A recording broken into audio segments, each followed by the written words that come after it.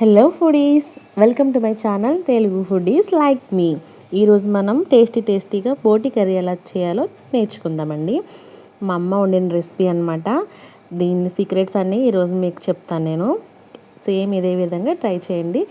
చాలా అంటే చాలా టేస్టీగా ఉంటుంది. వెరీ సింపుల్ ప్రాసెస్ అనమాట. ఒక్కసారి నేను చెప్పినట్టు ట్రై చేసి చూడండి. లేట్ చేయకుండా స్టార్ట్ చేసేద్దామండి. ఫస్ట్గా మనం బయట నుంచి తెచ్చుకున్న బోటీని ఇదిగో చూపించాను, చూసారా? ఇది నాకు 100 రూపీస్ తీసుకొచ్చారండి.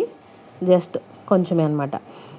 ఇది తీసుకొని మనం ఫస్ట్ మనకి ఏ పీసెస్లో కావాలో ఆ సైజ్ పీసెస్ కట్ చేసేసుకోవాలన్నమాట. చూడండి, వీడియోలో చూపించే విధంగా నచ్చిన పీసెస్గా మీరు కట్ చేసేసుకొని పక్కన పెట్టుకోవాలి. ఇది డైరెక్ట్ కడిగేసి తీసుకొచ్చిన, అదే క్లీన్ చేసేసి తీసుకొచ్చింది అనమాట. ఒకవేళ ఇలా క్లీన్ చేయలేదంటే మళ్ళీ మనం క్లీన్ చేసుకోవాలి. తర్వాత నెక్స్ట్ మనం టమాటా ప్యూరీ చేశారండి మా అమ్మగారు. ఇవి డైరెక్ట్గా మీరు ముక్కలు కట్ చేసి వేసుకున్నా ఓకే. నాకైతే 3 టమాటాలు పట్టినవి. 3 టమాటాలు ప్యూరీ రెడీ చేసుకున్నాము. దాని తర్వాత మనం కట్ చేసుకున్న పీసెస్, ఆనియన్స్, నెక్స్ట్ ఇగో ప్యూరీ, హోల్ గరం మసాలా, కొత్తిమీర రెడీ పెట్టేసుకున్నాను. గ్యాస్ స్టవ్ వెలిగించి కుక్కర్లో వండారండి. కుక్కర్లో తగినంత ఆయిల్ వేసుకోవాలి. ఆయిల్ హీట్ అయిన తర్వాత ఫస్ట్ పచ్చిమిర్చి వేసి వేపిన తర్వాత ఆనియన్స్ కూడా వేసి చక్కగా మగ్గనివ్వాలండి. చూడండి, వీడియోలో చూపించే విధంగా చక్కగా కలుపుకోవాలి. కలుపుకొని బాగా మగ్గనివ్వాలి. అందులోనే కొంచెం పసుపు, కొంచెం సాల్ట్ కూడా యాడ్ చేసి బాగా కలుపుకొని మగ్గనివ్వాలండి. చూడండి, ఈ విధంగా కలుపుకొని మగ్గనివ్వాలి. ఈలోపు మనం కట్ చేసుకున్న పీసెస్ ఉన్నాయి కదా, దాన్ని చక్కగా బాగా వాటర్ ఎక్కువ వేసి క్లీన్ చేసుకొని పక్కన పెట్టుకోవాలి. ఉల్లిపాయలు మగ్గిపోయినాయి కదండి. తర్వాత టమాటో ప్యూరీ వేసుకోవాలి. ఈ టమాటో ప్యూరీ వేసుకొని దాంట్లోనే మనం హోల్ గరం మసాలా రెడీ పెట్టుకున్నాం కదా, అది కూడా వేసి చక్కగా మిక్స్ చేసుకోవాలి. చాలా ఈజీ ప్రాసెస్ అండి. చాలా ఫాస్ట్గా కూడా అయిపోతుంది. మనం కుక్కర్లో వండుతున్నాం కదా. చూడండి, ఈ రకంగా బాగా మిక్స్ చేసుకోవాలి. ఇలా మిక్స్ చేసుకున్న తర్వాత మనం కారం తగినంత యాడ్ చేసుకోవాలి. స్పైసీగా తింటే స్పైసీగా మనకు సరిపడంత కారం యాడ్ చేసుకోవాలి. తర్వాత తగినంత కొత్తిమీర కూడా యాడ్ చేసుకొని దీన్ని బాగా కలుపుకోవాలండి. బాగా కలుపుకొని కాసేపు మగ్గనివ్వాలి.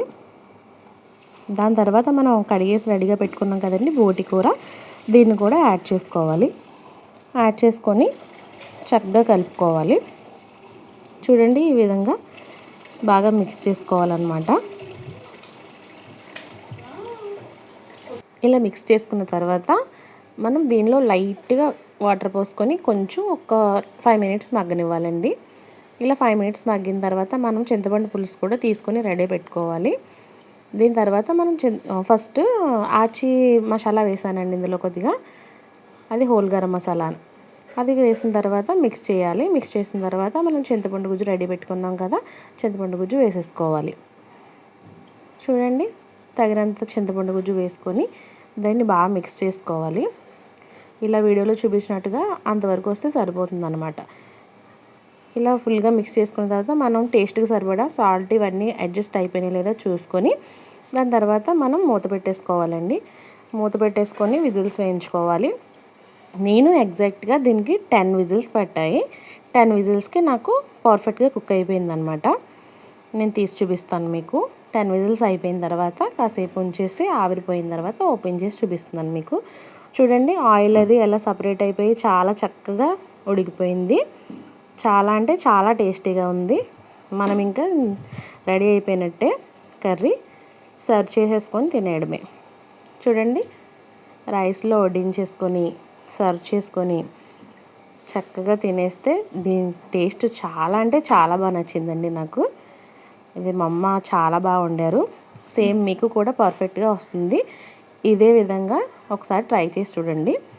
కంపల్సరీ మీకు కూడా నచ్చుతుంది. చాలా అంటే చాలా బాగుందండి. మరిన్ని వీడియోస్ కోసం నా ఛానల్ని సబ్స్క్రైబ్ చేసుకోండి, లైక్ చేయండి, షేర్ చేయండి. Thank you for watching.